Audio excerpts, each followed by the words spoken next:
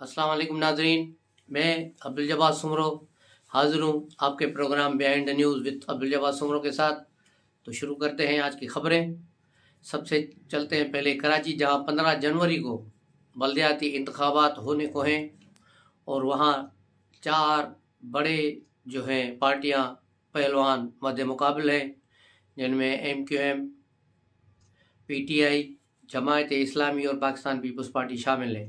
अब MQM के 3 धड़े जो अलग-अलग है, अब ये सारे धड़ों को यकजा करने के लिए जो है गवर्नर किशोरी साहब कोशिशें कर रहे हैं। उन्होंने मुस्तफ़ा कमाल, फारूक सत्तार और खालिद मकबूल सिद्दीकी से भी मुलाकातें की हैं, जिसके बाद जो है इनकी आपस में जम होने की बातचीत चल रही है। शायद ये 1-2 रोज़ में इनका मसला हल हो जाए और इस तरह ये जो इनका वोट, बिखरा हुआ वोट था, उसको यकजा किया जा सकेगा।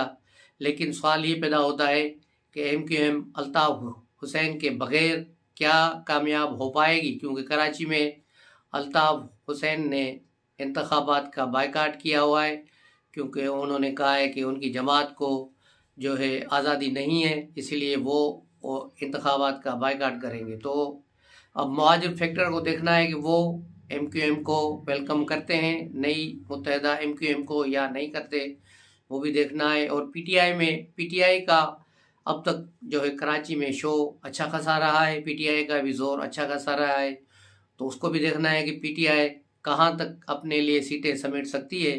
तीसरा बड़ा फैक्टर पाकिस्तान पीपल्स पार्टी है। पाकिस्तान पीपल्स पार्टी ने कराची में बहुत सारे तरक्याती मंसूबे किए हैं, बहुत से काम किए हैं। ख़ास तौर पे उनके एडमिनिस्ट्रेटर जो है मुर्तज़ा वहाब सिद्दीकी ने, जो मुर्तज़ा वहाब साहब ने बड़ी मेहनत की कराची में और बहुत बड़े प्रोजेक्ट शुरू किए, लेकिन बहुत बड़ी बारिशें हुई हैं जिससे तबाही हुई। कराची की सारी सड़कें तकरीबन टूट फूट का शिकार थी, उसके बावजूद भी उन्होंने हिम्मत नहीं हारी और काम अपना जारी रखा। और कराची में नई बसें 3-4 मुख्तलिफ जो है रूट्स पे आ गई हैं। पीपल्स बस आ गई है, ऑरेंज बस आ गई है, ग्रीन बस हैं, तो इससे भी काफ़ी फ़र्क पड़ा है कराची के माहौल में, कराची के लोगों पर। उसके अलावा जमायत इस्लामी का भी फैक्टर कराची में है। जमायत इस्लामी वाले प्रेस कॉन्फ्रेंसें तो बड़ी बड़ी कर रहे हैं, लेकिन अब देखना ये है कि जमायत इस्लामी कितनी सीटें लेती है। अगर जमायत इस्लामी ने किसी के वोट को डैमेज किया तो वो MQM के वोट को डैमेज करेंगी या PTI के वोट को डैमेज कर पाएंगी। लेकिन मैं नहीं समझता है कि जमायत इस्लामी कोई फिगर ले पाएगी, क्योंकि जमायत इस्लामी का इतना स्टेक नहीं है कि वो इस चीज़ को उठा सके। लेकिन PTI, MQM और पीपल्स पार्टी के दरमियान ये 3 बड़ी जमायतें हैं जिनका मुकाबला है। कल भी बिलावल भुट्टो साहब ने जो है चीफ मिनिस्टर हाउस में तमाम बल्दियाती जो है नुमाइंदों से बातचीत की है, उनसे खिताब किया और उन्हें हिदायत जारी की और इस जो है अज़्म का इजहार किया कि अगला जो मेयर कराची का होगा वो जियाला होगा। दूसरी तरफ PTI वाले इस जोर में है कि उनका मेयर आएगा। MQM चाहती है कि उनका जो मेयर आ जाए। बल्कि आम इंतखाबात के हवाले से भी बिलावल भुट्टो ने एक बात की कल। उन्होंने कहा कि एक जो है इदारे से तो PTI के सपोर्टर हट गए, अब दूसरे इदारे से भी ये हट जाए तो इंशाल्लाह इंतखाबात होंगे 8-10 महीने के बाद। उन्होंने कहा कि PTI को फौरी इंतखाबात इसीलिए चाहिए कि उनके सहूलतकार एक जगह मौजूद है, वो चाहते हैं कि उनसे कुछ फ़ायदा उठाए। तो इस तरह ये सियासत चल रही। दूसरी तरफ आसिफ अली जरदारी साहब खामोशी से बड़े पुरसुकून अंदाज में अपनी चालें चल रहे हैं। वो अगले इंतखाबात की बिसात उन्होंने जो बिछाई हुई है। आप देख रहे हैं कि किस तरह उन्होंने पंजाब में सियासत की, इस्लामाबाद से फिर वो कराची आ गए और बलोचिस्तान पर उन्होंने काम शुरू कर दिया। मैंने 1 महीना पहले आपको बताया था कि पीपल्स पार्टी के सरबराह आसिफ अली जरदारी साहब बलोचिस्तान और जनूबी पंजाब पर काम कर रहे हैं और वहाँ उन्हें अच्छी खासी कामयाबी मिल चुकी है। इस तरह बलोचिस्तान के जो है बाज़ MPs ने, एक साबिक सूबाई वजीरों ने भी जिनका ताल्लुक बाप पार्टी से था, पीपल्स पार्टी में शमूलियत का ऐलान कर दिया है। इस तरह आप जुनूबी पंजाब में भी आप देखेंगे कि खुसरो बख्तियार हो गया, मखदूम शहाबुद्दीन हो गया, दूसरे हो गए, और ये लगारी यहाँ से भी जो है और जो कुछ फैमिलीज़ हैं, मज़ारी है, ये भी पीपल्स पार्टी में आ जाएंगे। तो इस तरह पीपल्स पार्टी अपनी अगली जो इंतखाबात की जो बसात जो बिछा रही है उस पर गेम कर रही है और आसिफ जरदारी बड़े पुरसुकून अंदाज में अपनी चालें चल रहे हैं। अभी वक्त देखेगा, वक्त बताएगा कि उनकी चालें कितनी कामयाब होती है या नहीं होती। अब चलते हैं पंजाब में। पंजाब में भी एक और गोगी पैदा हो गई है। फराह गोगी तो बड़ी बदनाम थी कि 4.5 साल में भोजदार, फराह गोगी और पिंकी पीरनी का जो टोला था, इंक्लूडिंग जनरल फैज, इस टोले ने बहुत तबाही फिराई, बहुत करप्शनें की, माल लूटा और निकल गए। लेकिन एक और गोगी पैदा हुई है पंजाब में जिसका नाम सायरा है। उसने सिर्फ 4 महीने में फराह गोगी का भी रिकॉर्ड तोड़ दिया है। उसको FIA ने अब तलब कर लिया है। सायरा का ताल्लुक एक बड़े सियासी खानवादे से है। उसकी एक बड़े अहम शख्सियत की दूसरी बीवी है। हाल ही में वो लंदन का भी दौरा करके वापस आई हैं अपने शौहर के साथ। तो अब उनको जो है एक लेटर भी मिल चुका है, FIA ने दिया है। वो 3 तारीख को उनको तलब किया गया है और वो बताएं कि उनके पास ये असासे इतने तेज़ी से कैसे बढ़ गए हैं। रोज़ाना उनके असासों में, रोज़ाना के बुनियाद पर उनके असासों में जो है इजाफा हो रहा है। तो ये चीज़ बहुत जो है भयानक है पंजाब में। हम इससे पहले भी कह चुके हैं कि पंजाब में बड़ी लूटमार हो रही है। तकरीबन 1 अरब रुपया रोज़ाना लुटाया जा रहा है और बड़ी लूटमार है। और ये क्योंकि आखिरी 10 दिन बचे हैं परजलाई के, तो इसमें मेरे ख्याल में अभी लूटमार में और इजाफा होगा। अगर परजलाई को ग्रीन सिग्नल मिल गया कि अगला वज़ीर आला वो है तो फिर शायद बच जाए, लेकिन ऐसा मुमकिन नज़र नहीं आ रहा। दूसरी तरफ इमरान खान ने 2023 का पहला यूटर्न ले लिया है और आपने पहले जो यूटर्न में उन्होंने परजलाई को मैसेज कर दिया है कि अब वो असेंबलियों को तहलील नहीं करवाना चाहते, इसलिए आराम से बैठे रहे, कोई ज़रूरत नहीं है, कोई जो है परेशानी की बात नहीं है। ये ऐसा क्यों हुआ है? इसकी वजह इनकी जो आखिरी मीटिंग जो हुई थी जिसमें शामौन कुरैशी और परवेज़ खटक ने बगावत की थी और इमरान खान के सामने उसको सीधी सीधी सुनाई थी कि तुम पार्टी को जो है बंद गली में ले गए हो, तुमने पार्टी को डुबो दिया है, अब हमें बाहर निकलने के लिए कोई रास्ता नहीं मिल रहा, न इसी हम असेंबलियों में अब, और अगर पंजाब और KPC की असेंबली से भी निकल गए तो फिर हम कहाँ जाएंगे। तो उसके बाद से ये जो है नई डेवलपमेंट हुई है, जिसके बाद इमरान खान ने एक मैसेज जो भेजा है परजलाई को कि भाई इत्मीनान रखो, असेंबलियाँ तहलील नहीं होंगी। तो ये जो है इमरान खान हस्बे मामूल अपने यूटर्न लेने का मास्टर, अब नए साल का पहला इसने यूटर्न ले लिया है। उसके यूटर्न के साथ साथ इमरान खान की एक मुबैना वीडियो आ गई है जो ख़ास हलकों में आई है, जिसकी तस्वीर भी रिलीज़ कर दी गई हैं कुछ लोगों के पास, जिसका मुबशर लुकमान ने और गौहर भट्ट ने तज़किरा किया है और चट्टा साहब ने भी बताया है कि इसकी जो है ऑडियो लीक हो गई है और पिंडी के कोई मशहूर ख्वाजा सरा मुबैना तौर पे हैं जिनका नाम रमल शायद बताया जा रहा है। ये मुबैना तौर पर है क्योंकि हमने उसको देखा नहीं है, ये सिर्फ इनकी जो विला के हवाले से आपको बता रहा हूँ। तो ये एक बड़ी डेवलपमेंट हुई है इमरान खान की। ये सिर्फ वीडियो अभी सिर्फ चंद लोगों तक है, लेकिन अगर शायद ये आगे रिलीज़ होगी या इसको यहीं रोक दिया जाएगा, ये कहना कबिल वक्त होगा, क्योंकि ये सारा इमरान खान के रवैये पे डिपेंड करता है कि वो क्या चाहता है। उसकी एक और भी ऑडियोज आ रही है और वीडियोज आ रही है जो मैंने आप कल बताया था कि स्विमिंग पूल पर भी कुछ है, कुछ जो 4 फ्लोर की जो वीडियोज़ है, ये सारी चीज़ें नुमाया तौर पे सामने आ रही हैं और आएंगी अगर इमरान खान ने अपना रवैया न बदला तो। उसके अलावा कौमी सलामती काउंसिल में सख्त फैसले किए गए हैं। उसमें क्लियर मैसेज दिया गया था कि तमाम जो अफराद है पाकिस्तान की सिक्योरिटी के लिए ख़तरा है, उन सबको जो है अलर्ट जारी किया गया था, वार्निंग दी गई थी कि वो अब उनके साथ सख्ती से उनको कुचला जाएगा। उसके साथ साथ मुआशी तौर पर भी जो पाकिस्तान को नुकसान पहुंचा रहे हैं उनको भी जो है सख्ती से देखा जाएगा। ऐसे ही कल जनरल आसिम मुनीर साहब ने कल कराची में बहरिया के एक तकरीब में वहाँ जो तकरीर की, वहाँ भी उन्होंने इस अज़्म का इरादा किया कि अब आइंदा इस सियासी इस्तेहकाम को जो है अदम इस्तेहकाम लाएगा और जो मुआशी अदम इस्तेहकाम करने की कोशिश करेगा उसके साथ सख्ती से के साथ निपटा जाएगा। तो ये बड़ा मैसेज है TTP के लिए भी और PTI के भी लिए। इस वक्त दोनों पाकिस्तान के लिए दर्द सर बने हुए हैं, तो इन दोनों को मैसेज है।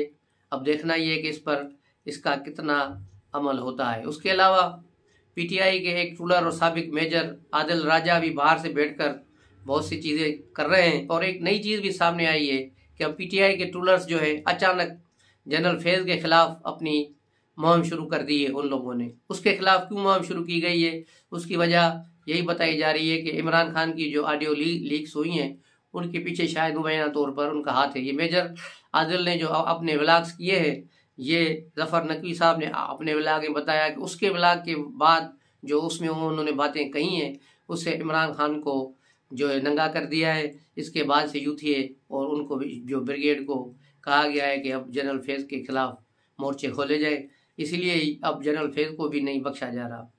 तो इस तरह अब जावेद चौधरी के उस कालम के बाद बहुत सी चीज़ें खुल कर सामने आ गई हैं।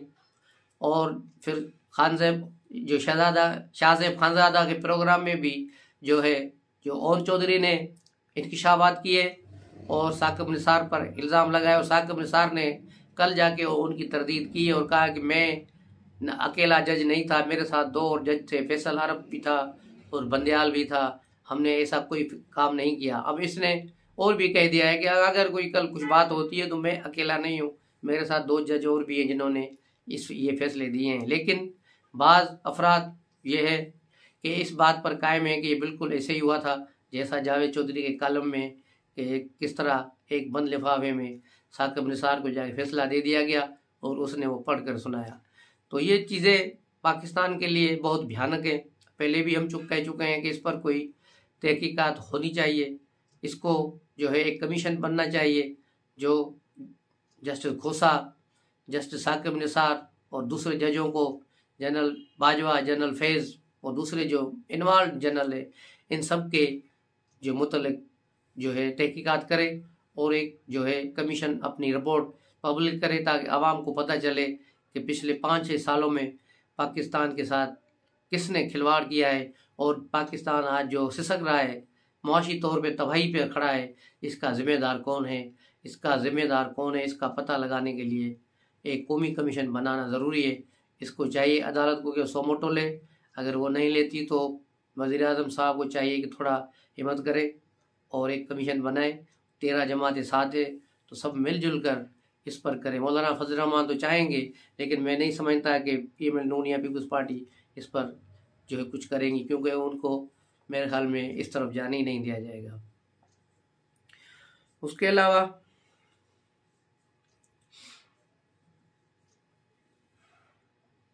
एक और ख़बर जो है गर्दिश कर रही है बनी गाला के हवाले से, ये भी मुबशर लुकमान और गौहर भट्ट ने भी कहा है और 2-4 और व्लॉगरों ने भी उसको बड़ी बड़ी हेडलाइंस लगा कर चलाया है कि बुशरा बीबी और इमरान खान के दरमियान शदीद लड़ाई हुई है, जिसके बाद नौबत इनकी तलाक तक पहुंची है। तो इस पर क्या सूरत हाल है, इस पर कयास आराइयाँ तो बहुत है, लेकिन इस चीज़ में अभी सदाकत नहीं है। लेकिन बहरहाल इख्तलाफात बड़े हैं और नजूमी जो मुख्तलिफ बैठे हैं जो मुख्तलिफ चैनलों पे, उन्होंने भी कहा है कि 2023 में इमरान खान और बुशरा बीबी में अलहदगी हो जाएगी, ये आपस में साथ नहीं रहेंगे। उसके अलावा 2022 साल की एनालिसिस करें, कल ख़त्म होने वाले साल की, तो इसमें सियासी तौर पर क्या जो कुछ हुआ। इस साल में इमरान खान को इक़्तिदार से बाहर निकलना पड़ा। यूँ देखा जाए कि 2022 की पूरी सियासत जो है इमरान खान के गिर्द घूमती रही। इमरान खान 2022 साल का हीरो भी था, 2022 का विलन भी वही है कि सारी सियासत उसने अपने इर्द गिर्द घुमाई है। न सिर्फ उसने अपने सियासत घुमाई बल्कि ताकतवर हलकों को भी मजबूर किया कि वो उसके तरफ देखें और उसकी तरफ बात करें, उनको भी उसने मजबूर कर दिया। इमरान खान ने इतनी तंदही से और तेज़ी से और सख्त जो है मूवमेंट चलाई, उसका ख्वाह उसको फ़ायदा नहीं पहुंचा। उसका फ़ायदा सिर्फ उसे ये पहुंचा कि वो अभी तक गिरफ्तारी से बचे हुए हैं, लेकिन जहाँ तक उसका ताल्लुक़ है जो है मुक़्तदर हलकों से, तो वो उससे बड़े दूर हो गए। और आलमी सतह पर भी इमरान खान को काफ़ी जो है सख्त तनकीद का सामना करना पड़ा। खुद अमेरिका में भी, अमेरिका के अला हलकों में भी इमरान खान को नफ़रत की निगाह से देखा जाने लगा। बाज़ टीवी एंकर्स ने, डीएम टेलीविज़न ने, जर्मनी की टीवी जो चैनल ने इमरान खान से इंटरव्यू लेते हुए उसको कहा था कि हम आपको, बल्कि दुनिया आपको ट्रंप के साथ मिलाती है और मार्कोस के बेटे के साथ मिलाती है कि वो दोनों भी आप ही की तरह है। तो इससे आप अंदाज़ा लगाएं कि आलमी दुनिया में इमरान खान का इमेज क्या है और पाकिस्तान में भी उसका इमेज बिगड़ रहा है। उसके हामियों में जो है काफ़ी मायूसी और बदली फैली हुई है, उसमें काफ़ी कमी आई है। ज़ाहिर है उसकी फ़ैन क्लब अपनी जगह मौजूद है, इसमें कोई शक नहीं कि वो पॉपुलर नहीं है, वो पॉपुलर है, लेकिन अब उस पॉपुलरिटी को अब वो उसको इस्तेमाल करने के काबिल नहीं रहे हैं, क्योंकि लोग रोज़ रोज़ बाहर निकल के तंग आ गए हैं। आज भी लाहौर में आप देखें, यास्मीन राशिद ने कोई रैली निकाली है, कोई बड़ी 500 बंदे से ज़्यादा नहीं होंगे, जो इन्होंने लिबर्टी चौक को ब्लॉक किया हुआ है। लोग वहाँ से गुजर रहे हुए, उनको गालियाँ देते हुए गुजर रहे कि नए साल के पहले दिन पे इन्होंने ये बदमाशी की हुई है, रास्ते बंद किए हुए हैं। अभी कराची में भी शायद असद उमर को जलसा निकालेंगे, जुलूस निकालेंगे। 18 MNA कराची में है इनके, अगर एक एक हज़ार बंदा भी लाए तो 18,000 बंदे बन जाएंगे, लेकिन इनके पास अफरादी कुव्वत नहीं हो। मैंने कहा फ़ैन फॉलोइंग तो इनकी बहुत है इमरान खान की, लेकिन उसको सड़कों पर लाना, एजिटेशन में लाना, ये एक दूसरी चीज़ है। ये इमरान खान की बस की बात नहीं, क्योंकि इमरान खान कोई सियासी आदमी नहीं है। अब अगला हम एक प्रोग्राम इमरान प्रोजेक्ट पे भी करेंगे कि इसको किस तरह बनाया गया, कहाँ से फंडिंग हुई, कैसे फंडिंग हुई, और फाइनेंशियल टाइम्स ने जो स्टोरी छापी थी जिसकी आज तक इमरान खान ने तरदीद नहीं की है, उसके भी हक़ाइक़ होशरुबा है, उसमें अरबों रुपए की हेर फेर है, वो भी इस PTI के और शौकत खानम से मिली जुली है। उस पर भी बात करेंगे। एक बड़ा एक प्रोग्राम है जिस पर हम अभी रिसर्च कर रहे हैं, कुछ चीज़ें निकाल रहे हैं। जैसे वो चीज़ें मिलेंगी तो इमरान खान का ये जो प्रोजेक्ट है उस पर हम बात करेंगे। उसके पीछे छुपे हुए चेहरे, ख्वाह वो जनरल बाजवा हो या फैज़ हो, कोई भी हो, उन सब का वो भी नुमायाँ करेंगे। उस वक्त तक के लिए इजाज़त दीजिए। अस्सलाम वालेकुम।